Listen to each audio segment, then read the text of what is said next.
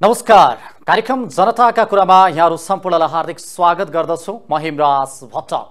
दर्शकबिन 2072 सालमा गएको विनाशकारी महाभूकम्पको क्षति र त्यो घाउ सेलाउन नपाउँदै फेरि त्यसैको भान हुने गरी सुदूरपश्चिम प्रदेशको पहाडी जिल्ला बझाङमा गएको शक्तिशाली भूकम्पका कारण यतिबेला सम्पूर्ण देश नै स्तब्ध हुने अवस्था सिर्जना भएको छ। यतिबेला पश्चिम नेपालको पहाडी जिल्ला बझाङमा एकै दिनमा करिब आधा घण्टाको अवधिमा दुई पटक भूकम्प जाँदा त्यहाँ ठूलो रूपमा मानवीय क्षति नभए पनि त्यहाँ धनको भने क्षति गरेको छ। ठूलो रूपमा त्यहाँ तहस नहस बनाएको अवस्था देखिन्छ। र यहाँलाई जानकारी गराउँ, मंगलबार एकै दिन करिब आधा घण्टाको अवधिमा बझाङलाई केन्द्रबिन्दु बनाएर दुई पटक गएको भूकम्पले यतिबेला सम्पूर्ण देशमा त्यसको प्रभाव परेको छ। र मंगलबार दिउँसो 3:06 जाँदा बझाङलाई नै केन्द्रबिन्दु बनाएर 6.3 रेक्टर स्केलको भूकम्प त्यहाँ गयो र भूकम्प पश्चात त्यहाँको स्थिति यतिबेला निकै नै त्रासपूर्ण अवस्था सिर्जना भएको छ। र त्यसको अघि पनि 6.3 रेक्टर को स्केलको भूकम्प गइरहँदा त्यसको करिब 25 मिनट अगाडि पनि त्यहाँ भूकम्प गएको थियो। 2:40 जाँदा बझाङको तलकोट आसपास केन्द्रबिन्दु बनाएर 5.3 म्याग्निट्युडको भूकम्प गएको थियो। भूकम्पमा परि अहिलेसम्म एकजना महिलाको ज्यान गएको र केही घाइते भएको खबर प्राप्त हामीलाई भएको छ। जिल्लामा व्यक्तिगत घरहरूका साथै केही सार्वजनिक भवनहरू, त्यहाँ विद्यालयका भवनहरू चर्किएका छन्, भत्किएका छन्। यतिबेला अहिले बझाङ र बझाङवासी पीडामा बसिरहेका छन् र त्यहाँ त्रासपूर्ण स्थिति सिर्जना भएको छ। अहिले पनि त्यो त्रास स्थानीय बासिन्दामा जुन प्रकारको त्रास थियो त्यो हट्न सकेको छैन। र यी र यस्ता खालका प्राकृतिक विपत्ति भन्नुपर्छ, यी बेला बेलामा आउने प्राकृतिक विपत्तिहरूलाई न रोकेर रोक्न सकिन्छ न छेकेर छेक्न सकिन्छ। यद्यपि यस्ता सम्भावित घटनाहरूलाई, यस्ता प्राकृतिक विपत्तिहरूको आउनु अगाडि नै अपनाउनु पर्ने सावधानी र विपत्ति पछिका राहत र उद्धारका तथा पुनर्स्थापनाको कार्यमा राज्य भने निकै नै चनाखो हुनुपर्ने आवश्यक देखिन्छ। र आज हामी भूकम्पले पुर्याएको त्यहाँको पछिल्लो अवस्था, भूकम्पले त्यहाँ मानवीय क्षतिमा त्यति असर नगरे पनि धनमा भने ठूलो क्षति पुर्याएको छ।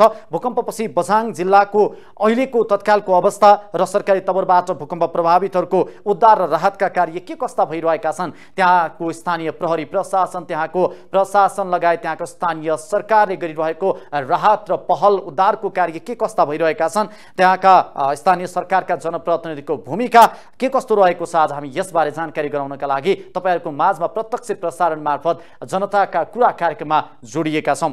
र अहिले कुराकानी गर्नुपर्दा पार्टी स्थापनाको छोटो समयमै संसदमा आफ्नो बलियो उपस्थिति जनाएको राष्ट्रिय स्वतन्त्र पार्टी रासपाको टिम जब भूकम्प गयो र भूकम्प गइसकेपछि त्यहाँ दोस्रो दिन नै राष्ट्रिय स्वतन्त्र पार्टीको टिम त्यहाँ पुगेको छ। विशेष गरी राष्ट्रिय स्वतन्त्र पार्टीका सभापति एवं पूर्व गृह मन्त्री समेत रहनुभएका रवि लामिछाने त्यहाँ केही राहतका कार्यक्रम, राहतको प्याकेज लगेर त्यहाँ पुग्नु भएको छ। यतिबेला जुन कार्यको निकै नै प्रशंसा भइरहेको छ, सामाजिक सञ्जालमा नेता नेतृत्व कस्तो हुनुपर्छ र नागरिकहरूलाई विशेष गरी यतिबेला राजनीतिक दलका नेतृत्वहरू जो समाजको सेवा गर्छु भनेर राजनीतिमा लागिरहेका छन् र समाजमा घटिरहेका विभिन्न खालका यस्ता प्राकृतिक विपत्तिका बेला सरकार र राजनीतिक दलका नेताहरूको आवश्यकता किन पर्दछ भनेर यतिबेला त्यो भान हुन थालेको छ। र त्यतिबेला यस बेला चाहिँ विभिन्न राजनीतिक दलका नेतृत्वहरूको उपस्थितिले केही राहत थप गरेको छ। यतिबेला त्यो पीडाको घाउ, त्यो बल्झिएको घाउमा केही मलम लगाउने प्रयास पनि विभिन्न ठाउँबाट भइरहेको छ। र यतिबेला राष्ट्रिय स्वतन्त्र पार्टी सँगसँगै अन्य विभिन्न राजनीतिक दलका स्थानीय नेता कार्यकर्ताहरू पनि त्यहाँ उद्धारको कार्यमा जुटिरहेका छन्। र यो 3 दिन भयो, 3 दिनको अवधिमा यतिबेला सरकार त्यहाँ किन सरकारको उपस्थिति हुन सकिरहेको छैन भन्ने प्रश्न पनि व्यापक रूपमा उठ्न थालेको छ। र यसै क्रममा आज सरकारको बैठक, मन्त्री परिषदको बैठक पनि बसेको थियो र प्रधानमन्त्री पुष्पकमल दाहाल प्रचण्ड स्वयं बझाङ जिल्लाको अवलोकनका लागि, भूकम्पपछि त्यहाँ प्रभावित क्षेत्रको अवलोकनका लागि पुग्ने भएको पनि जानकारी हामीले प्राप्त गरेका छौं। र यतिबेला त्यहाँ राष्ट्रिय स्वतन्त्र पार्टी जब त्यहाँ पुग्यो र यतिबेला त्यहाँका स्थानीय सर्वसाधारणसँग उहाँले भेटघाट गरिरहनु भएको छ। भूकम्प पीडित प्रभावित क्षेत्रमा पुगेर भूकम्प पीडितहरूसँग उहाँले अहिले भलाकुसारी गरिरहनु भएको छ र त्यहाँको स्थितिबारे जानकारी पनि लिइरहनु भएको छ र सम्बन्धित विभिन्न सङ्घ संस्थाका व्यक्तित्वहरू, यति बेला सामाजिक कार्यमा खटिएका विभिन्न सङ्घ संस्थाका प्रतिनिधिहरू पनि त्यहाँ पुग्ने क्रम रहेको छ र बझाङ जिल्लाको यो दुःखद पीडाको अवस्थामा, बझाङवासीको यो त्रासपूर्ण स्थितिमा अहिले विभिन्न क्षेत्रबाट विभिन्न व्यक्तित्वहरूको त्यहाँ उपस्थिति भइरहेको छ र बझाङ जिल्लामा यसरी पटक पटक भनौँ न भूकम्प गयो, भूकम्पका पराकम्पनहरू त्यसको पछि पनि 10 मिनटको अवधिमा पराकम्पनहरू जाँदाखेरि स्थानीयलाई आफ्नो घरभित्र बस्न सक्ने वातावरण नदेखेपछि यति बेला स्थानीयहरू तितर-बितर भएको अवस्था देखिन्छ। उहाँहरू खुल्ला चौर खोज्दै यति बेला टेन्ट मुनि बसिरहनु भएको छ, त्रिपाल टाँगेर उहाँहरू बसिरहनु भएको छ र भूकम्प गएको दिन मंगलबार राति स्थानीयको भोक प्यास सबै हराएको थियो। फेरि कति बेला भूकम्प आउँछ भनेर उहाँहरू त्रासमा बस्दै रातभरि नै उहाँहरू जागेर बसेका थिए र अहिले पनि त्यो स्थिति अझै पनि मन्थर हुन सकिरहेको छैन, किनभने ती पराकम्पनहरूले गर्दाखेरि अझै पनि मनमा चिसो पसेको छ र त्यो चिसो हट्न सकिरहेको छैन। र विशेष गरी अहिलेको यो प्राकृतिक विपत्ति नै भन्नुपर्छ, यो प्राकृतिक विपत्तिले पुर्याएको क्षति र यसपछिको उद्धारको कार्य, पुनर्स्थापनाको कार्य, पहाडी जिल्लाका ती पुराना घरहरू, पुराना संरचनाहरू पनि को भताभुङ्ग भएको अवस्था छ। पुराना संरचनाहरूलाई ती भूकम्पले छेदविच्छेद बनाएको अवस्था छ र अहिले हामी यहाँलाई एउटा रिपोर्ट पनि देखाउन गइरहेका छौँ।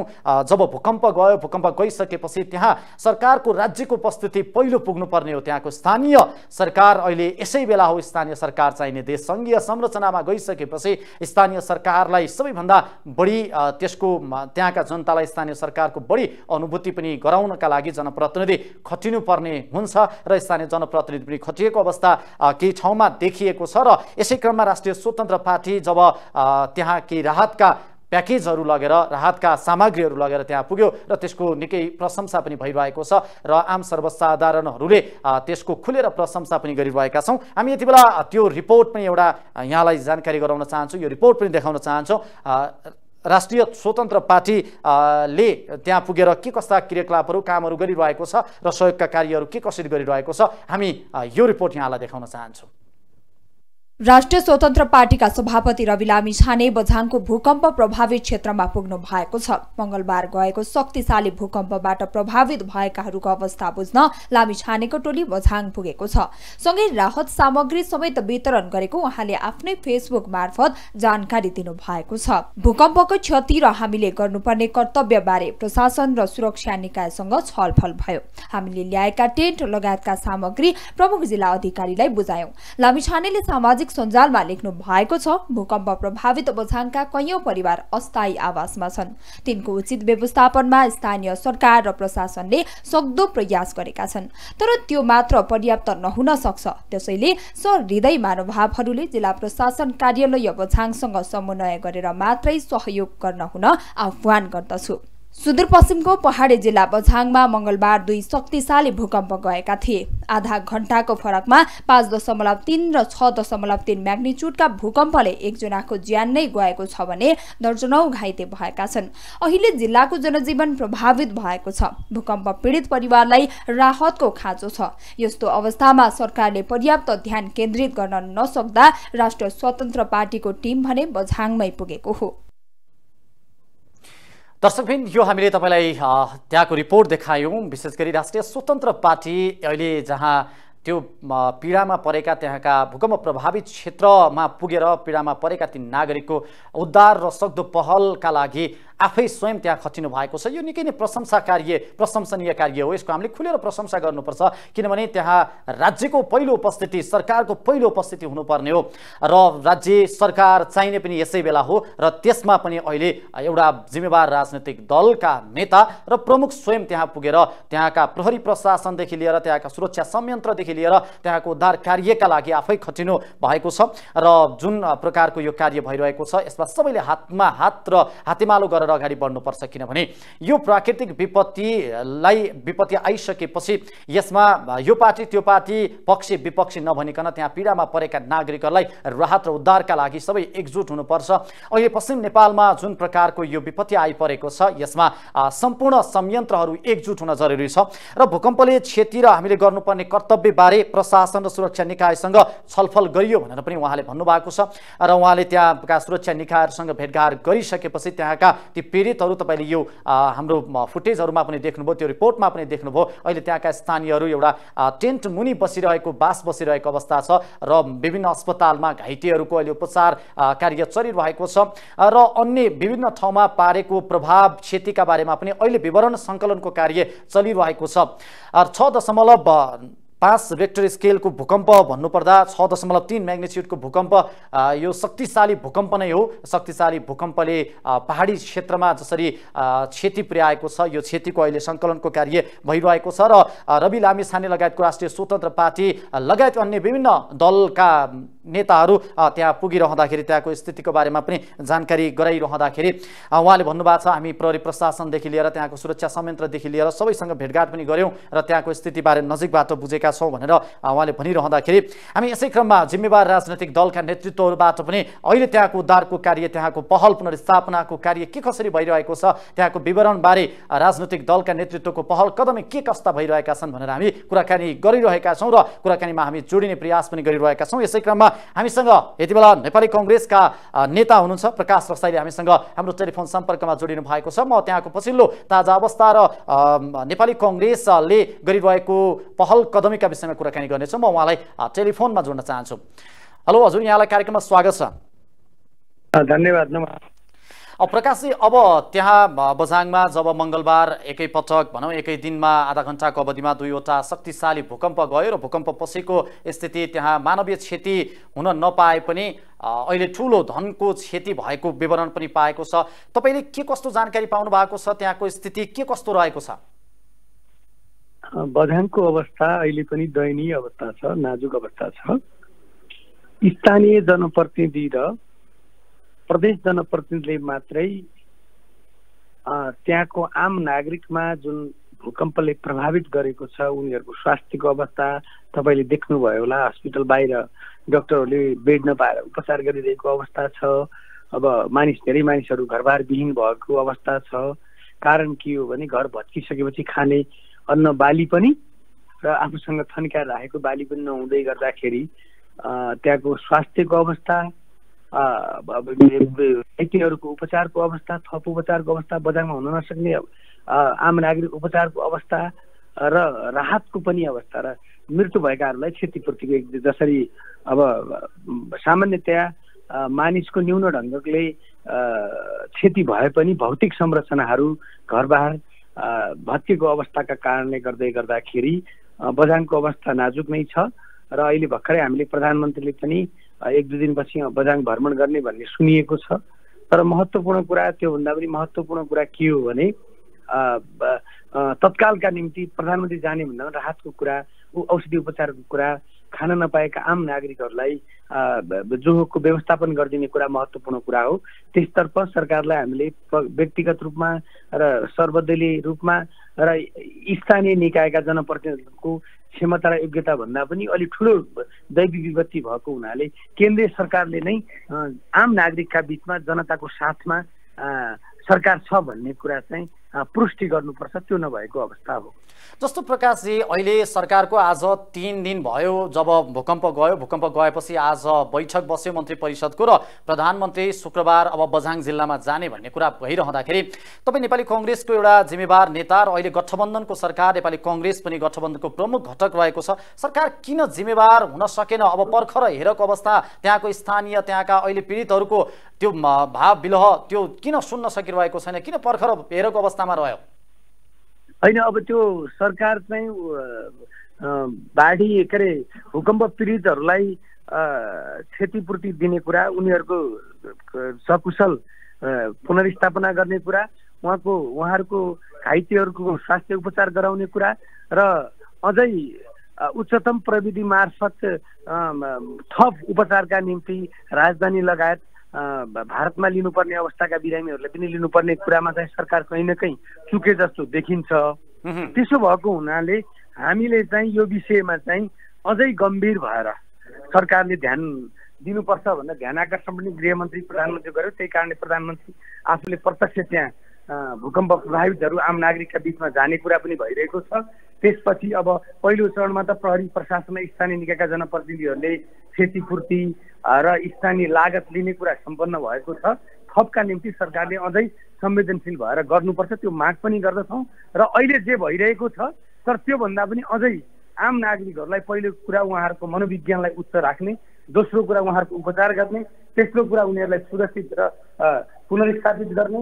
यो चाडबाडको बेला र खेतीपातीको बेलामा चाहिँ यसरी आम नागरिकहरू पीडित भएको बेला केन्द्रीय सरकार, प्रदेश सरकार, स्थानीय तह सरकार सबै मिलेर बझाङ्गी जनताको चाहिँ जसरी घाउ लागेको छ त्यो घाउमा चाहिँ पीडित भएका छन् उहाँहरूसँग सरकार छ भन्ने मनोविज्ञान चाहिँ सरकार उहाँसँगै छ भन्ने चाहिँ ढाडस र उच्च मनोबल दिन जरुरी छ। त्यो सरकारले गर्न सकिरहेको छैन र सरकारलाई हामी त्यो जोरदार माग गर्दछौँ, माग पनि गरिरहेका छौँ र तपाईँको महत्त्वपूर्ण टेलिभिजन मार्फत पनि त्यो माग गर्दछौँ।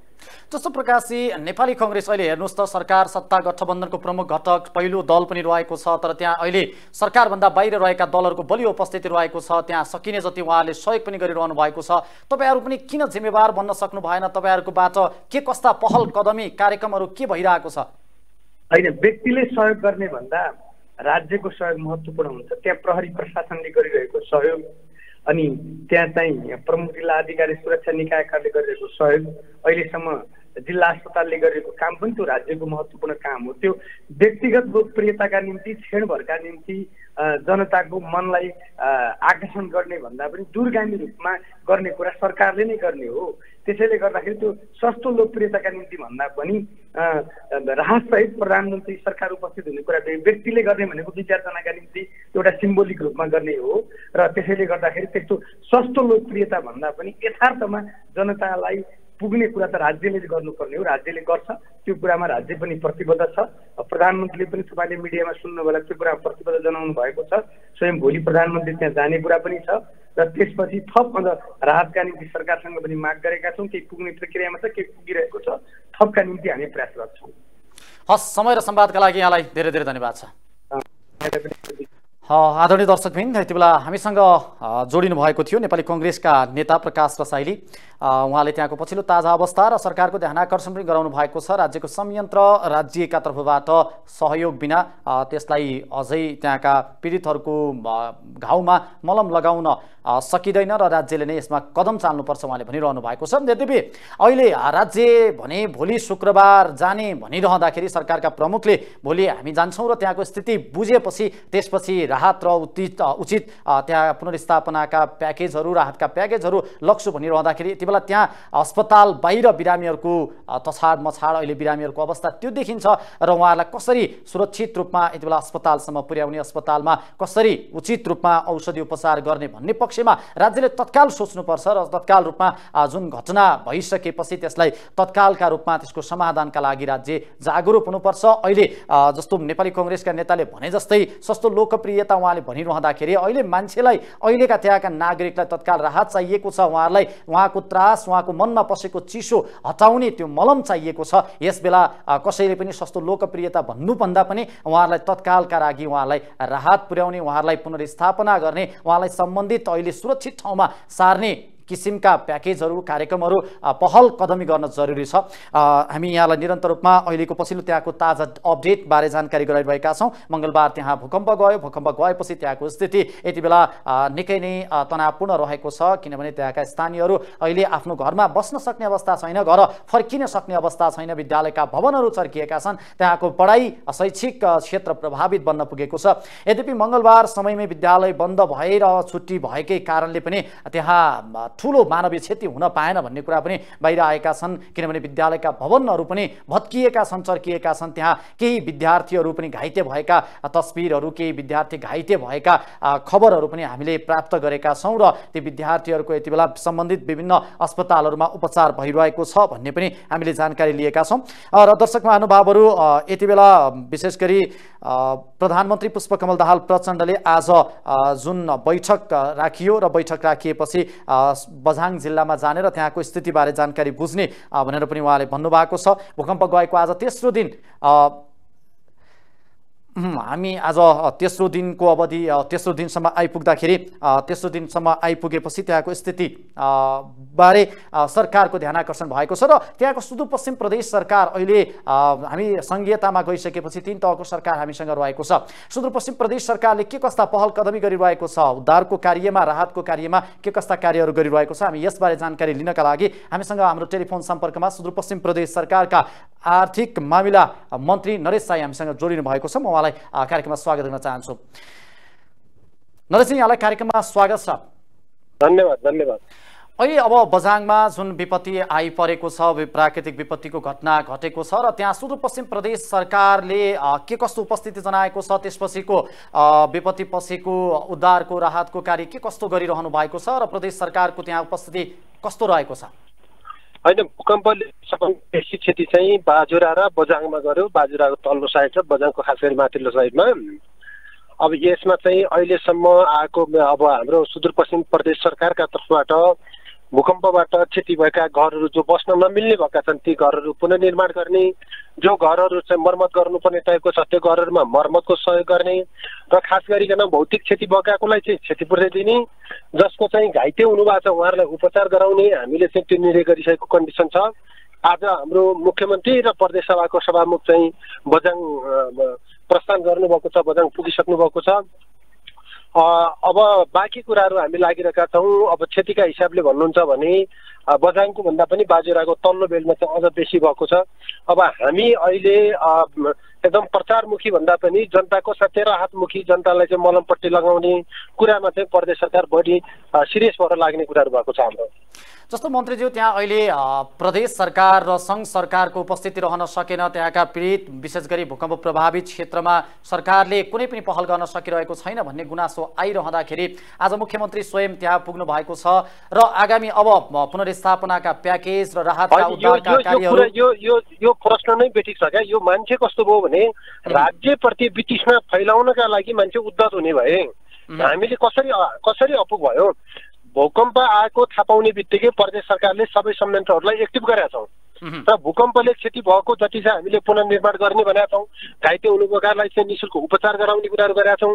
मुख्यमन्त्री र प्रदेशको सभा प्रमुख चाहिँ हाम्रो सभामुखज्यू चाहिँ बझाङ पुग्नु भएको छ, म बाजुरामा छु। हामीले कुनै एउटा मिनी टाटामा अथवा चाहिँ एउटा बोलेरो जिपको पछाडि राखेर 2टा पालको फोटो खिचेर प्रचार गराउनु पर्ने जरुरी छैन।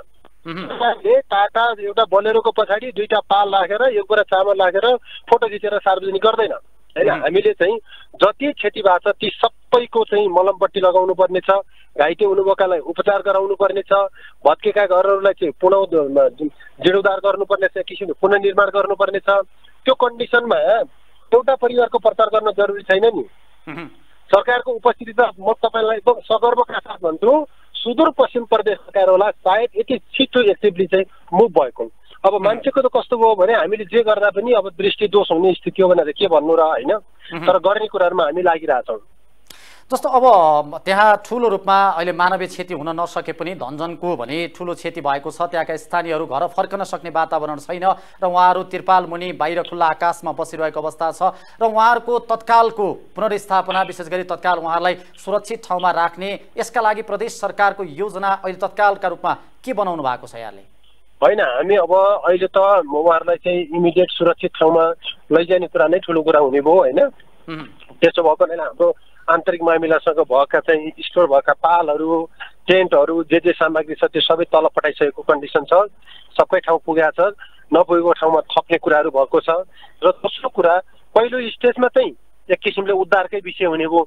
दोस्रो स्टेजमा गएपछि हामीले उहाँहरूलाई चाहिँ व्यवस्थित गर्नुपर्ने छ। त्यसका लागि तपाईँले अस्ति सुनिसक्नुभयो, प्रदेशका तर्फबाट हामीले निर्णय गरेका छौँ।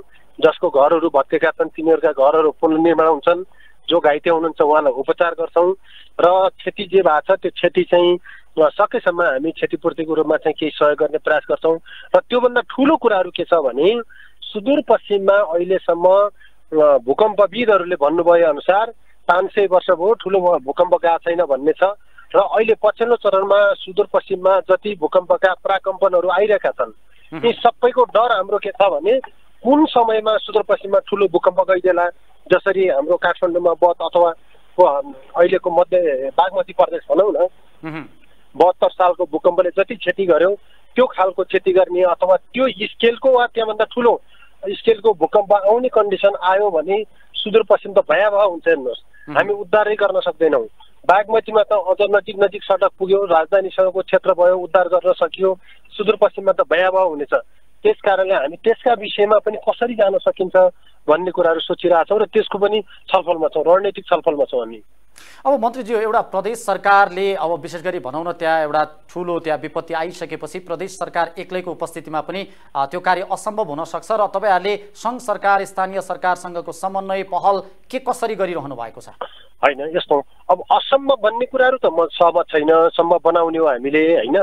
र तपाईँले भनेको एउटा सहमत म के छु भने हामीले मात्रै गर्ने कुराहरूले कडा अलि गाह्रो हुन्छ, अलि ढिलो हुन्छ, सुस्त देखिन्छ, त्यसले कम सानो हुनसक्छ। त्यस कारणले प्रदेश सरकारसँगै स्थानीय तहको सरकार र सङ्घीय सरकार सँगसँगै जानुपर्नेछ। सङ्घीय सरकारसँग पनि हामीले समन्वय गरिरहेका छौँ। सङ्घीय सरकारको प्रतिनिधि जो हुनुहुन्छ जिल्लामा खास गरी जिल्ला प्रशासन कार्यालयका चाहिँ प्रमुख अथवा सिटी साहब साहबहरूसँग हाम्रो कुराकानी भइरहेछ। एकदम समन्वय गरेर हामी अगाडि बढिरहेका छौँ र त्यसको सबै रिपोर्ट सङ्घ सरकारलाई पनि दिएको छ। सङ्घका तर्फबाट पनि गृह मन्त्रालयले त्यसको चाहिँ तदारकता लिइरहेको छ। यसमा चाहिँ हामी पर्याप्त मात्रामा समन्वयका छौँ। अब सङ्घको चाहिँ आउने राहत सामग्री आउने कुराहरूमा अलिक टाढा भएको हुनाले होला अलिक ढिलो चाहिँ भएको छ। त्यो छिटो पुगोस् भन्ने अपेक्षा छ हाम्रो। हामीले हाम्रो तर्फबाट सके जति कामहरू गरिरहेछौँ। मन्त्रीज्यू अब तपाईँले जानकारी पाएसम्म प्रदेश सरकारले जानकारी पाएसम्म बाजुरा बझाङमा दुवै ठाउँमा प्रभावित पुर्याएको छ भनिरहँदाखेरि अहिलेसम्म हो म तपाईँलाई भन्दा अहिलेसम्म मैले पाएको कुरा अनुसार चाहिँ हाम्रो अब अघि प्रदेश सभा प्रमुख हाम्रो सभामुखज्यूसँग पनि कुरा भएको थियो मेरो। अब बझाङमा झन्डै 70-80 घर पूर्ण रूपमा बस्न नमिल्ने भाषण गरे। अब बाजुरा कन्डिसन भन्नुहुन्छ भने हिजो सिटी साहब त्यो खप्तर पुगेर आउनुभयो। म आज यहाँ हिमाली गाउँपालिका थिएँ। हिमाली हुँदै अहिले बुढीनन्दा भएर म बाजुराको बढी मालिका जाँदैछु सदरमुकाममा। आज मात्रै हाम्रो विपद व्यवस्थापन समितिको बैठक बसेको छ। त्यसले पनि निर्णय गरेको छ। अब अहिलेसम्म हेर्दा बाजुरामा चाहिँ समग्र 800 घर चाहिँ बस्न नमिल्ने छ भनेर मलाई सिडिओ साहबले चाहिँ एउटा अनुमानित डाटा दिनुभएको छ। अब हामी ती सबै फेरि पनि हेर्दैछौँ। अब एक्चुअल डाटा 800 हो भन्ने आएको छ। 800 मा पनि तलमाथि थोरै हुनसक्छ। अब त्यो खालको हेर्दैछौँ। यद्यपि सबभन्दा ठुलो कुरा के हो भने मानवीय क्षति चाहिँ भएन होइन। मानवीय क्षति नहुने कुराहरूमा हामी एक हिसाबले भन्नुहुन्छ भने खुसी व्यक्त गर्छौँ। किनभने भौतिक सम्पत्ति त आर्जन गर्न सकिन्छ, त्यसलाई हामी पुनर्स्थापित गर्न सक्छौँ। तर मानवीय क्षति भएर मानवीय ज्यान गएको भए हामी त्यसलाई चाहिँ फर्काउन सक्दैनछौँ। त्यसमा चाहिँ हामी खुसी छौँ। यद्यपि ठुलो दुःखको घटना एउटा सुरु भएको छ। यसका विषयमा प्रदेश सरकारले सकेसम्म हामीले व्यवस्थित रूपले चाहिँ उद्धार र राहतको कार्यक्रमहरू लिने प्रयास गरिरहेका छौँ। हस् मन्त्रीज्यू, अब जाँदा जाँदै अन्तिममा बझाङवासी जो पीडामा रहेका छन्, बाजुरावासी यति बेला भूकम्पबाट प्रभावित भएका छन्, त्यहाँका नागरिकहरूलाई स्थानीयहरूलाई प्रभावित क्षेत्रका नागरिकहरूलाई प्रदेश सरकारका तर्फबाट के सन्देश दिन चाहनुहुन्छ? होइन सबै जति अहिले दुःखका साथ बस्नुभएको छ उहाँहरूलाई चाहिँ उहाँहरूको जुन एक किसिमको पीडा छ त्यसमा चाहिँ म एक किसिमको सहानुभूति व्यक्त गर्न चाहन्छु। र सबभन्दा ठुलो कुरा प्रदेश सरकारले आफ्ना तर्फबाट उद्धार र राहतका कामहरू गर्ने प्रयास गरिरहेको छ। हाम्रो स्रोत र साधनले जति भएको छ त्यतिमा चाहिँ एकदम प्रयास सक्रियतापूर्वक प्रभावकारी ढङ्गबाट लागिरहेका छौँ। नआत्तिन म सबैलाई अनुरोध गर्छु र सबैलाई चाहिँ सुरक्षित स्थानमा सुरक्षित रूपमा बस्नका लागि आग्रह गर्छु र सबैभन्दा पहिले आफ्नो ज्यानको सुरक्षा गरिदिनका लागि म सबैलाई अनुरोध गर्न चाहन्छु। भौतिक सम्पत्ति तपाईँ हामी सबै जनता प्रदेश सरकार सबै सँगै लागेर हामी कमाउन सक्छौँ। त्यसका लागि फेरि पनि हामी सामूहिक प्रयासमा जानेछौँ भन्ने म विश्वास दिन चाहन्छु। र हाम्रा तर्फबाट आज मुख्यमन्त्रीज्यू र प्रदेश सभाका सभामुखज्यू चाहिँ बझाङ पुग्नु भएको छ। अब बझाङमा पनि उहाँहरूलाई हाम्रा साथीहरू जो पुग्नु भएको छ अथवा सुरक्षाकर्मी साथीहरू हुनुहुन्छ उहाँहरूले चाहिँ एक चोल सबै खालको विवरण दिन अनुरोध गर्छु र म बाजुरामा छु। म अब बडीमालिका जाँदैछु, अहिले चाहिँ म बाटोमा छु, बाटोकै बिचबाट म तपाईँसँग बोलिरहेको छु।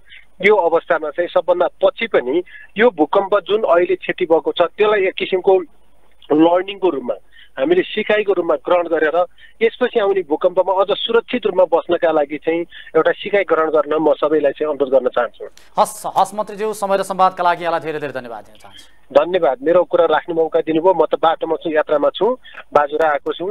अब म यति कुरा राख्छु, यो मौका दिनुभयो, धन्यवाद छ। हस् आदरणीय दर्शकवृन्द, यति बेला हामीसँग सुदूरपश्चिम प्रदेश सरकारका अर्थमन्त्री नरेश साई हाम्रो टेलिफोन सम्पर्कमा जोडिनु भएको थियो। उहाँले भन्नुभएको छ प्रदेश सरकारको जुन उपस्थिति हुनुपर्ने थियो हामीले उपस्थित जनाइरहेका छौँ। हामी सस्तो लोकप्रियता चर्चा परिचर्चा गर्नुभन्दा पनि वास्तविक पीडितको पक्षमा मलम लगाउनका लागि प्रदेश सरकार जसरी अगाडि बढिरहेको छ हामी अगाडि बढिरहेका छौँ। मुख्यमन्त्रीज्यू सभामुख र त्यहाँका प्रदेश सरकारका प्रतिनिधिहरूको भूमिका जसरी हुनुपर्ने हो त्यो भूमिका देखिएको छ भनेर उहाँले भन्नुभएको छ। र उहाँ आफै पनि यति बेला बाजुरा जिल्लामा हुनुहुन्छ र अनुगमनकै क्रममा उहाँ पनि आफू पनि पुग्नु भएको छ। र दर्शक महानुभावहरू, यति बेला मङ्गलबार गएको भूकम्पका कारणले उहाँले भनेअनुसार बाजुरा जिल्ला पनि यति बेला प्रभावित भएको छ। बाजुरा जिल्लाको केही क्षेत्र यसबाट प्रभावित बन्न पुगेको छ र अहिलेसम्म प्रदेश सरकारमा आएको जानकारी अनुसार उहाँले हामीलाई जानकारी गराउनु भएको अनुसार त्यहाँ करिब 800 घरहरू पूर्ण रूपमा क्षति भएको भन्ने खबर अहिलेसम्म प्राप्त भएको छ। यद्यपि एकिन डाटा भने आउन सकेको छैन, अझै पनि त्यसको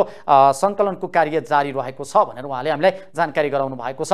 दर्शक महानुभावहरू, सुदूरपश्चिम प्रदेशमा यसअघि पनि पटक पटक यस्ता खालका पराकम्पनहरू गइरहे। 2072 सालमा जब विनाशकारी महाभूकम्प गयो र त्यसपछि पराकम्पनहरू पश्चिम नेपालका क्षेत्रहरूमा भने पटक पटक जाँदै गरेको पनि हामीले यहाँ डाटा पाएका छौँ र म यहाँलाई जानकारी गराउन चाहन्छु। पछिल्लो समयमा सुदूरपश्चिम प्रदेशका पहाडी जिल्लाका विभिन्न ठाउँमा केन्द्रबिन्दु बनाएर निरन्तर रूपमा दोहोरिरहेको भूकम्पका कारणले त्यस क्षेत्रका नागरिकहरू त्यस क्षेत्रका स्थानीयहरू त्रसित बनिरहेका छन्, त्रासमा छाइरहेको छ। र राष्ट्रिय भूकम्प मापन तथा अनुसन्धान केन्द्रले दिएको जानकारी अनुसार गत वर्ष 2079 असोजदेखि 2080 असोज 17 गतेसम्मको डाटा अनुसार जानकारी अनुसार साना र ठुला गरी सुदूरपश्चिम पहाडी जिल्लामा 36 पटक त्यहाँ भूकम्प गएको भन्ने हामीले जानकारी पाएका छौँ र हामी निरन्तर रूपमा त्यहाँको जानकारी लिइरहेका छौँ। र त्यहाँका भूकम्प पीडितहरूको अवस्था, वास्तविक अवस्था के छ त, भूकम्प पीडितहरूले अहिले कसरी बसिरहनु भएको छ, भूकम्प पीडितहरूको पछिल्लो भूकम्प पछिको अवस्था के गरिरहनु भएको छ, उहाँहरूलाई राहत उद्धारको कार्य के कस्तो भइरहेको छ र स्थानीय सरकार प्रहरी प्रशासनले त्यहाँबाट उहाँहरूको राहतका लागि के कस्ता कार्य गरिरहनु भएको छ भनेर हामी एकजना त्यहाँका भूकम्प पीडितसँग पनि कुराकानी गर्न गइरहेका छौँ, जसका लागि हामीसँग जोडिनु भएको छ बझाङबाटै हुनुहुन्छ भूकम्प पीडित ज्ञान बहादुर सिंह हाम्रो टेलिफोन सम्पर्कमा हुनुहुन्छ। म उहाँलाई टेलिफोन सम्पर्कमा जोड्न चाहन्छु। ज्ञानबहादुरजी, यहाँलाई कार्यक्रममा स्वागत छ। हजुर, धन्यवाद सर। अहिले त्यहाँको पछिल्लो अवस्था, भूकम्प गइसकेपछिको अवस्था, तपाईँ त्यहाँको आफै एउटा पीडित पनि हुनुहुन्छ, अहिले के गर्दै हुनुहुन्छ, त्यहाँको अवस्था के छ जानकारी गराइदिनुहोस् न। हजुर, पक्कै पनि यहाँ मेरो टोलमा लगभग 7वटा घर छन्। 7वटा घरै पूर्ण रूपमा क्षति भएको अवस्था छ। घरभित्र पस्ने अवस्था नै छैन। बाल बच्चा चिल्ली बिल्ली अवस्थामा छन्। बाहिर पाल टाँगेर बस्नुपर्ने अवस्था छ। 3 दिन भइसक्यो हामी बाहिरी छौँ। भूकम्पको परभूकम्प आउने सिलसिला जारी नै छ। त्यसैले एकदम भयभीत वातावरणमा हामीले बाँच्नुपर्ने अवस्था छ र यहाँका स्थानीय सरकारका पदाधिकारीहरू, पुलिस प्रशासन यो क्षतिपूर्तिको मुजुल्का उठाउने प्रक्रियामा खटिराख्नु भएको छ भन्ने राहतको सिलसिला अहिलेसम्म पाउन सकेको छैन। ओडाबाट एक-एकवटा तिरपाल, हाम्रो यो 26 पाटे भेरा 6 का ओडा अध्यक्ष गजेन्द्र बुढाबाट हामीले एक-एकवटा तिरपाल बाहेक अरू कुनै सेवा सुविधा पाउन सकेका छैनौँ। हाम्रो 7 घरका भूकम्प पीडितहरू एउटा तिरपालभित्र 7वटा परिवार जम्मा भएर बस्नुपर्ने परिस्थिति आएको छ सर। ज्ञानबहादुरजी, जस्तो अब मङ्गलबार 2 पटक भूकम्प गयो, हेर्नुहोस् त, आधा घण्टाको अवधिमा 2 पटक भूकम्प जाँदाखेरि तपाईँहरू कहाँ हुनुहुन्थ्यो? अब विशेष गरी तपाईँको छर छिमेकी त्यो अवस्था, त्यो क्षणलाई भन्नुपर्दा र अहिलेसम्मको स्थिति, अहिले कहाँ बसिरहनु भएको छ, त्यो सबै जानकारी गराइदिनुहोस् न। हजुर, पक्कै पनि यो अहिले यो 16 गतेको जुन 3:06 ठुलो भूकम्प आयो, त्यतिखेर दिउँसोको समय थियो। दिउँसोको समय हुँदा मानवीय क्षति त्यति हुन पाएन भने मान्छेहरू सबै खेतीपाती यो वर्ष दिनमा लगाएको खेतीपाती भित्रिने सिजन भएकोले सबै बालबच्चादेखि बुढापाका सबै खेतीमा नै व्यस्त थिए, बाहिर थिए। त्यही भएर खासै यो एरियामा मानवीय क्षति त्यति हुन सकेको छैन भने भौतिक क्षति चाहिँ सर हेर्नुहोस्, भौतिक क्षति एकदमै भएको छ। भौतिक क्षति मेरो टोलको कुरो गर्नुहुन्छ भने त्यहाँ एउटा घर पनि बाँकी छैन, सबै भनिहालेँ। तपाईँ कुन ठाउँमा हुनुहुन्छ भन्नुहोस् त, कुन टोलबाट हो? म यो 26 पाटे 6 को ठाडागडा टोल भन्ने हो सर। यो माटीसाङु यो प्रसिद्ध नाम हो, माटीसाङुकै छेउमा पर्छ। र अहिले म भर्खर पनि माथि ओडामा गएको थिएँ त्यहाँको तथ्याङ्क बुझाउन, अनि त्यहाँको प्रशासनको अफिसरहरूलाई भेटेर आएँ मैले। अहिलेसम्म तथ्याङ्क बुझ्ने काममै व्यस्त हुनुहुन्छ उहाँहरू पनि। अहिले 19-20 वटा घर पूर्ण रूपमा क्षति भएको तथ्याङ्क उहाँहरूले फेला पार्नु भएको छ र अरू टोलतिर जाने कर्म जारी नै छ सर। अब विद्यालयका भवनहरू पनि पूर्ण रूपमा क्षति पुगे, विद्यालयका भवनहरू पनि भत्किए भन्ने कुरा पनि आयो घर सँगसँगै। र विद्यालय त्यति बेला के थियो, बन्द थियो, विद्यार्थीहरू घर गएका थिए, यस कारणले पनि मानवीय क्षति कम हुन पुग्यो है त? एकदम सर, एकदम सर। यो त के भइदियो भन्नुहुन्छ भने यो भर्खर यो धान बाली भित्याउने सिजन हो। त्यही भएर विद्यार्थीहरू पनि कतिपय यो धान यो मौसम पनि बादल आउने छेनछेन अलि पानीको छिटा पर्ने अवस्था भएर भयभीत भएर त्यो बाली भित्याउने कर्ममा नै व्यस्त थिए। त्यही भएर घरभन्दा बाहिरी भएको कारणले मानवीय क्षति त्यति हुन पाएन। अनि भौतिक क्षति चाहिँ भएकै छ।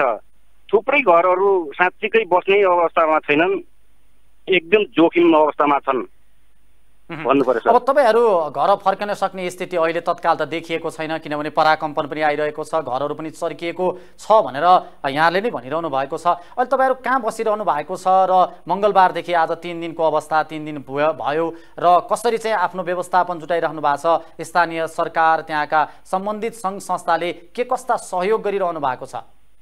एकदमै सर, यो त फेरि के हो भने अहिलेको यो साल भनेको हाम्रो यो कन्हैया साल भन्ने हुन्छ हाम्रो स्थानीय भाषामा।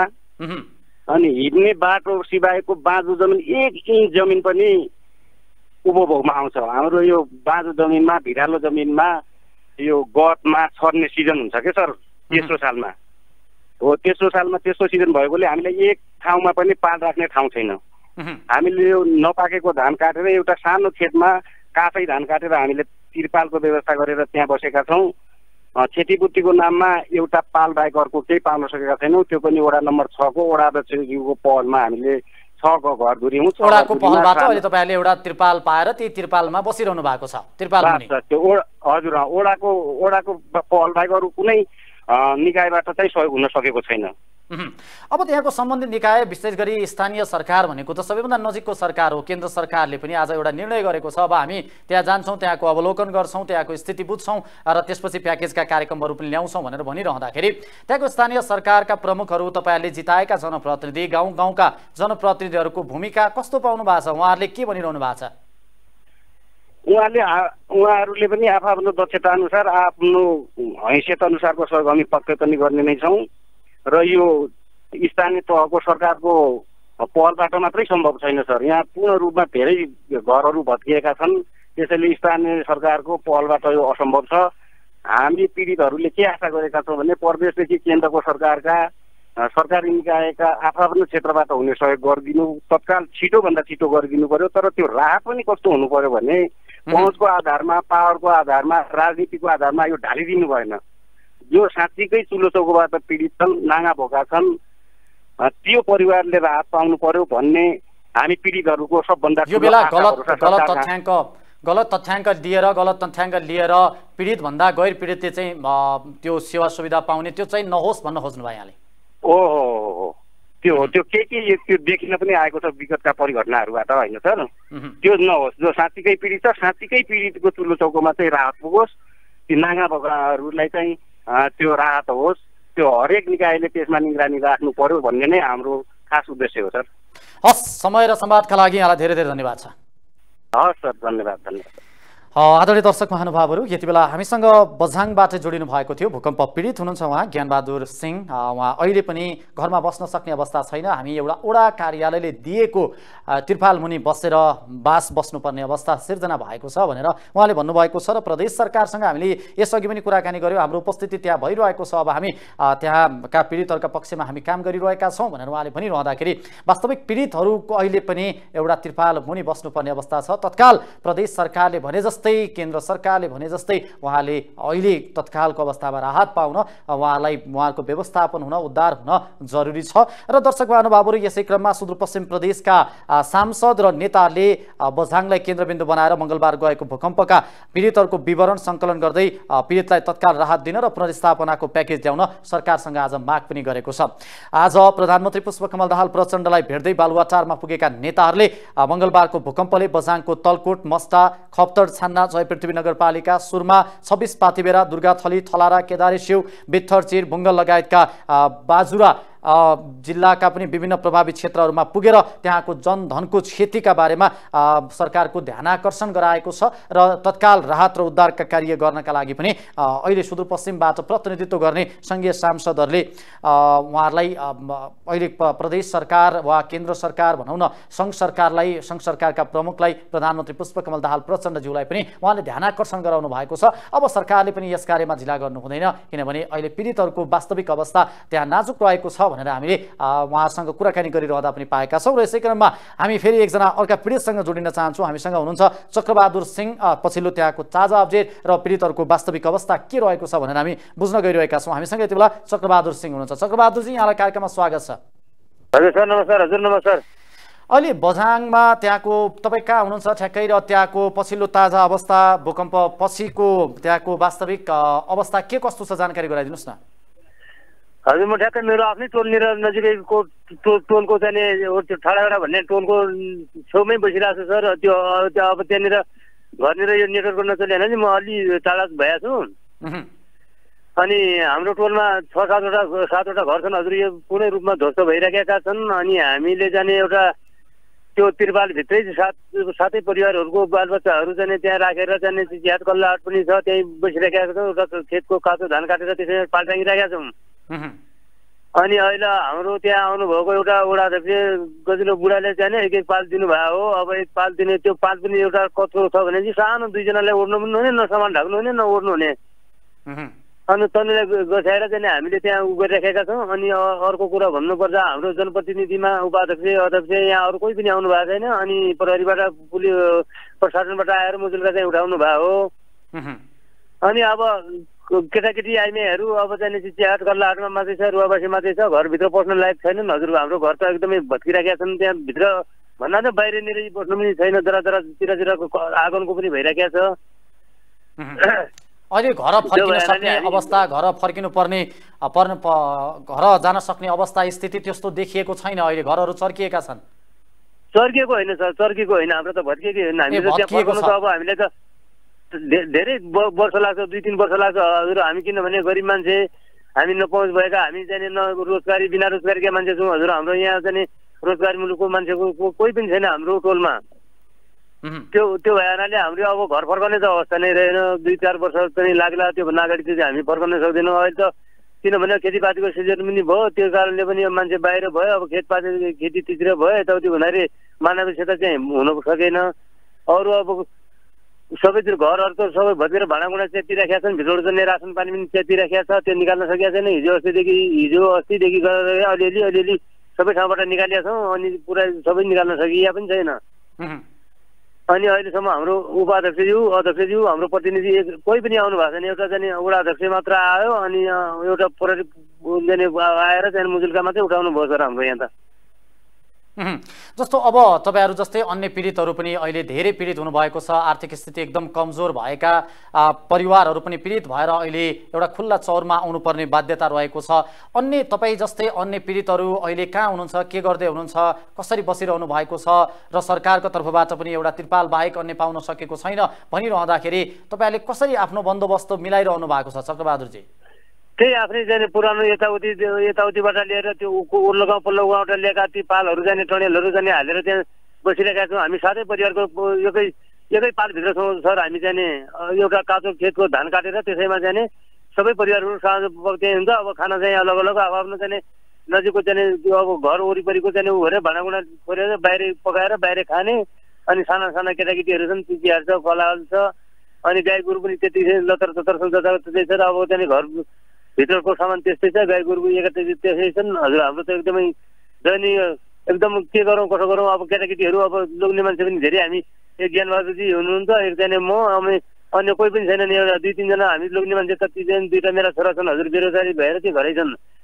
अनि 4 जना लोग्ने मान्छे हामी त्यो 7 घरको त्यो हाम्रो ठाडाबाट टोलिन्छ। हामी 4 जना केटा लोग्ने मान्छे 4 जना मात्रै छौँ हजुर। जस्तो अहिले विभिन्न संस्थाका हुन त हामीले धेरै ठाउँबाट पनि फोन गऱ्यौँ दुनियादारी गऱ्यौँ हुन्छ हुन्छ हजुर मात्रै भन्ने। अब हुन्छ अब लास्ट हुनाले कि हामीसँग त अब पहुँच पनि छैन केही पनि छैन। अब फोनको आधारमा उनीहरू आइदिँदैनन्। हेरिदिनुहोस् हजुर जाने अध्यक्षज्यू उपाध्यक्षज्यू भन्दै पनि अब सबैसँग पनि हामीले कुराकानी गरेकै हो। एकै वडा अध्यक्ष मात्र आयो अरू कोही पनि आएको छैन। अहिलेसम्म कोही पुगेको पनि छैन। 3 दिन भइहाल्यो हजुर। अहिले त्यहाँ विभिन्न राहतका कार्यक्रमहरू लगेर राहतका सामग्रीहरू लगेर पनि पुगेका छन्। विभिन्न सङ्घ संस्थाहरू पनि पुग्न थालेका छन् भन्ने खबर पनि आइरहँदाखेरि तपाईँहरूको तपाईँहरू समक्ष चाहिँ अहिलेसम्म पुग्न सकेका छैनन् त्यस्तो कुनै पनि राहतका सामग्रीहरू यहाँले पाउन सक्नु भएको छैन? कुनै चिज पनि छैन हजुर। एउटा औरवादाले एउटा पाल दिएको थियो अनि त्यही पनि सानो पाल थियो। एक पाल दिए हो 6-7 परिवारलाई। त्यो पाल पनि नै ओछेन जस्तो नै पाल टाँगेर बस्दा जस्तो भएर ती जोडजाड गरेर टाँगेर बसिरहेका छौँ। अनि अन्य राहतको कुरा भन्ने हो अनि सङ्घ संस्थाहरू कोही पनि पुगेका छैनन् हजुर हामी कहाँ त यहाँ अहिलेसम्म। अब त्यहाँ स्थानीय सरकार प्रदेश सरकार छ 3 तहका सरकार छन्। अहिले सङ्घको सरकार पनि छ। अब तपाईँहरू जस्तो आर्थिक रूपमा विपन्न रहेको र त्यसमा पनि यो प्राकृतिक विपत्तिले फेरि वज्रपात पारिदिएको अवस्थामा अब सरकारका पक्षबाट सरकारका तर्फबाट राज्य पक्षबाट के अपेक्षा गर्नुभएको छ? अब चाहिँ तपाईँहरूलाई कसरी चाहिँ पुनः स्थापित गर्नुपर्छ के कस्ता मागहरू राख्न चाहनुहुन्छ?